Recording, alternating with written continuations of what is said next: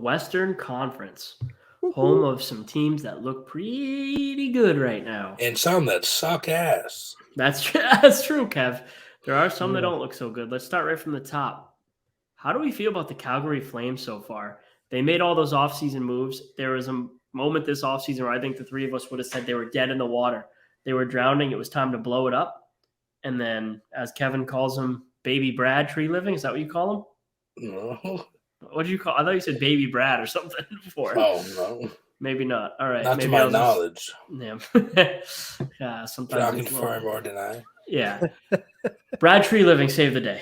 He was the GM of the offseason, and as he's gotten these deals done, I think we've all agreed he won the trade.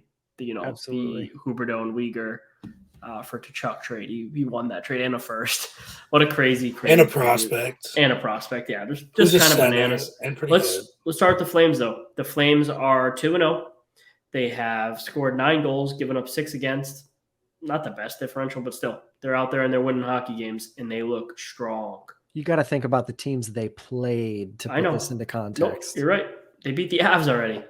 They beat the Edmonton Oilers already. The Avs, right? Is that what it was? The Avs and the Oilers? The Avs no, am I wrong? They the day after opening night, and then they played Edmonton on Saturday. Yeah, so they put up 5 against the Avs, and then they put up 4 against the Oilers. So they just 3 to both. They just put everything out of question. There's no top 3 teams.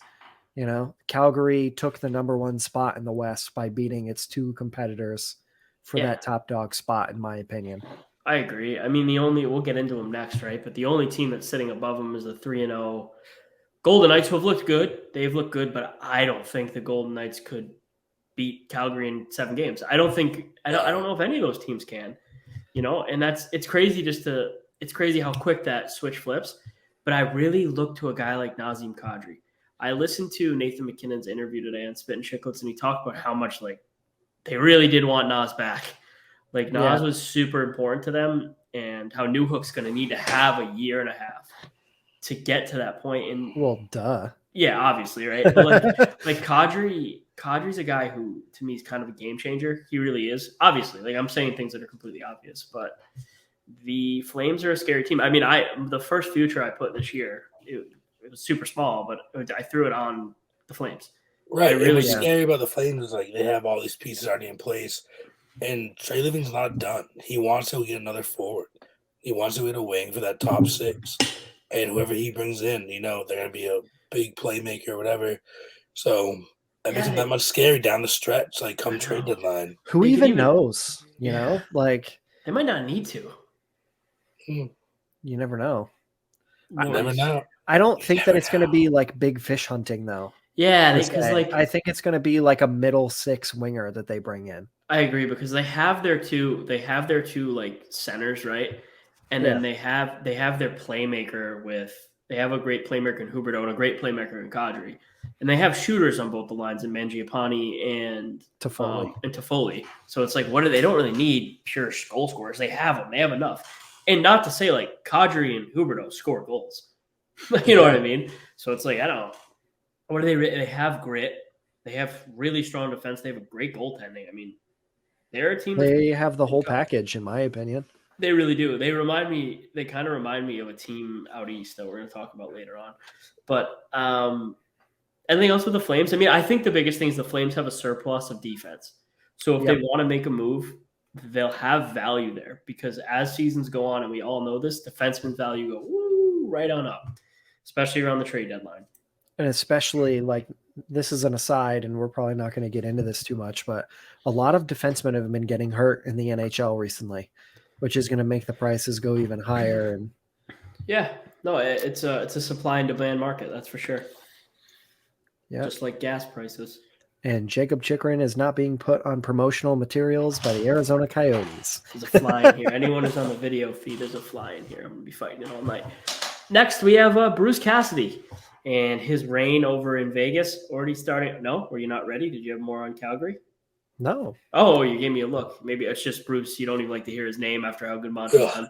Bruce Cassidy, game 2 of the season. I love this. I've already laughed about this with multiple people.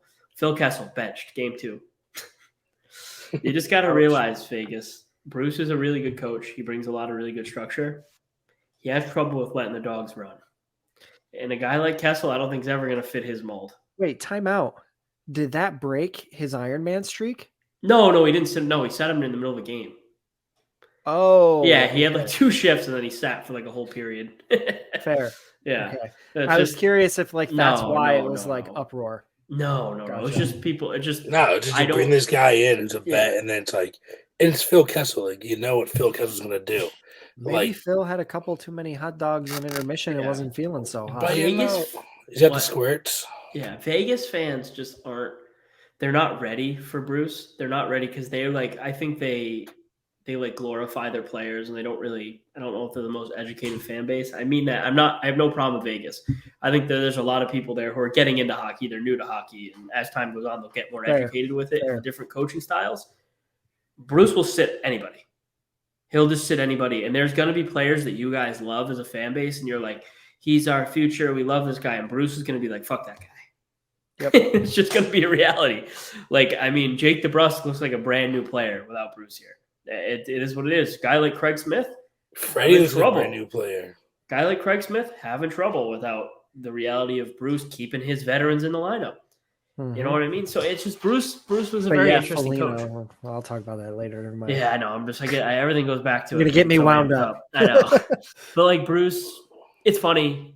I expected it to happen. Vegas looks better than I thought they would. So, you know, like, and I never thought they'd be bad because Bruce, there is one thing. Bruce is good for superstars. Bruce loved Pasta, gave Pasta world's longest leash. Stone and Eichel will have the longest leash on planet Earth. And they have really good players in Vegas. They do. Vegas like is good. The only reason why people, I think, are hesitating on Vegas is because Logan Thompson's your number one goaltender. Yeah. But the reality is, if they can make it into the playoffs, they're likely to get Leonard back.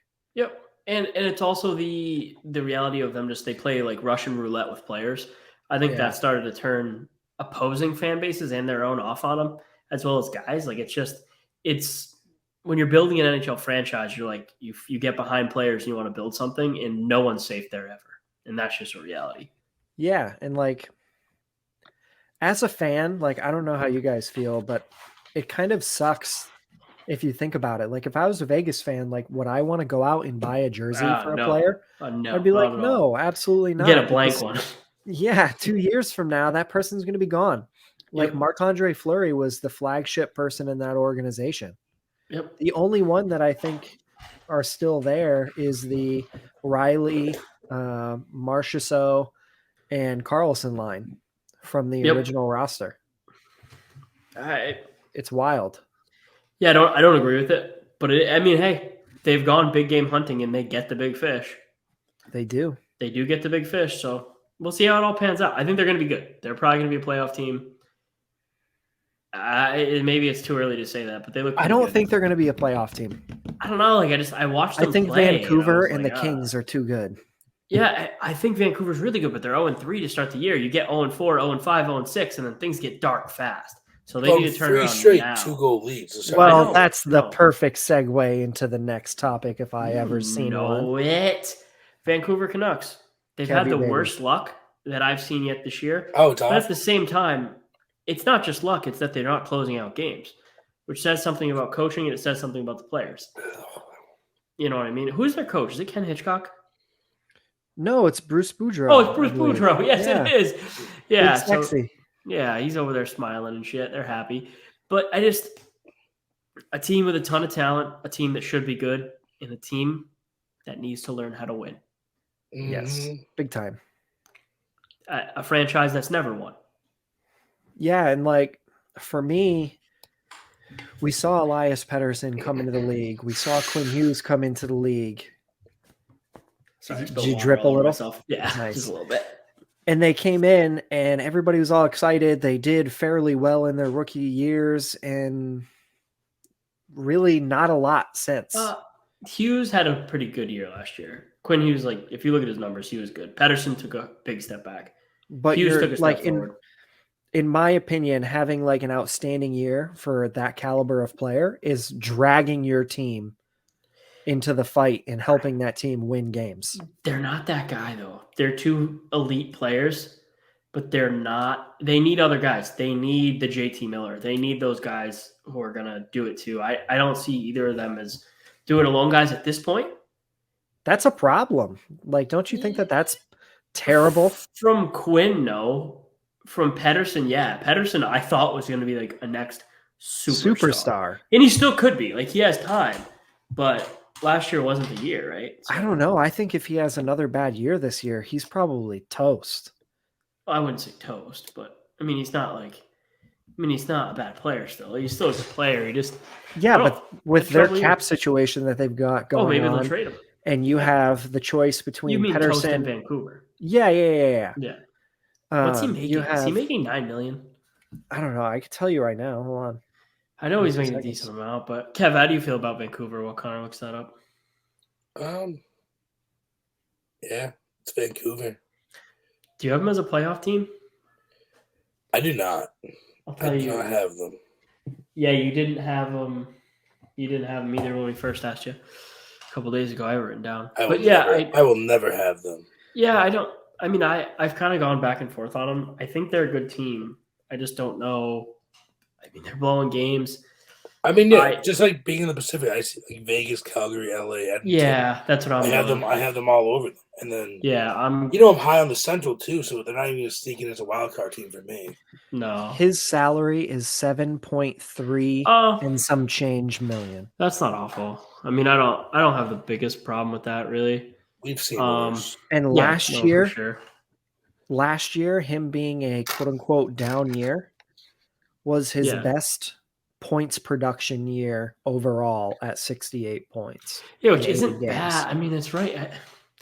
It's tough. It's just because we thought he's going to take a huge step up and be over a point per game player. It's not that he's a bad player. That's what I'm saying. And the price, if the cap goes up $4 million this offseason, then shit. You got to look at that a different way. How many years do they have left on it? 2 more years remaining. 2 more. Yeah. So this year and next. We'll talk about that right now, actually. So the NHL salary cap, Bettman said today that there is a probable chance, at least, that the players could finish paying off escrow this year if hockey keeps, bolstering like it is and keeps shooting up, which it's doing, which is great. That would mean the cap can jump $4 million this offseason. If not, it's going to go up $1 million. Either way is really good news. But $4 million this year is great news, because that means the cap projection is going to be a much higher looking projection than what we originally thought. So if that happens, those $7 million deals really look good. They don't look bad. Now, Quinn Hughes is making 7.8 and change million a year. Like that for him. I think he equaled Elias Pettersson last year at 68 points. From defense. I think Quinn's really good. I don't have any qualms. Here's the really odd thing for me. 68 points, 8 goals, 60 assists. Holy hell. Yeah. Yep. Quinn's a player, dude. I really think Quinn's a good player. I really do.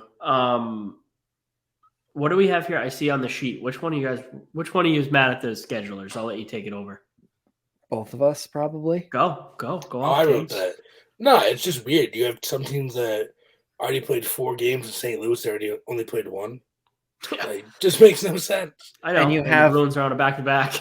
You have the one first Sunday. 14th. The first week of hockey, Sunday, has no games on it whatsoever. That's because ESPN doesn't want to go against. They don't want to go against football. You know that. That's what's going on. But it's not football on Sundays for ESPN. That's Mondays. I know. And then I know. load but the schedule on it's just. Monday. I know, but it's just. They're thinking it's all money wise. They're thinking they don't want to go against football. I don't know. Last week was pretty boring, so they should have just went against football. Oh, what's going on? My session expired of watching the Bruins pregame up here. But yeah, no, I mean, it kind of wraps up for the West, right? I don't know. Do you guys have anything else on the West? Oh, do we want to see who's going to be the longest undefeated team in the West left? Yeah, who is left that's undefeated? It is the Stars, the Flames, and the Golden Knights. And the Blues. Which have played 1 game. Ooh. Yeah, they have to be length of games. I'm going with the Flames. From Vegas just the Western Conference. Yeah. I probably should. It's hard to pick against the Flames. Yeah, they're just really good. I mean, I don't. They're the most complete team in the NHL right now, I'd probably imagine. I agree. Yeah. Now, who do you have in the Eastern Conference? Well, we'll get to that when we're in the Eastern Conference. Yeah, Okay, we'll get there fine. when we get there. Jeez, I man. can't wait to talk about one of these teams on that list. Oh my god. Let's jump in. You guys want to salt to the East? We can Let's get get it. salty. Bye-bye.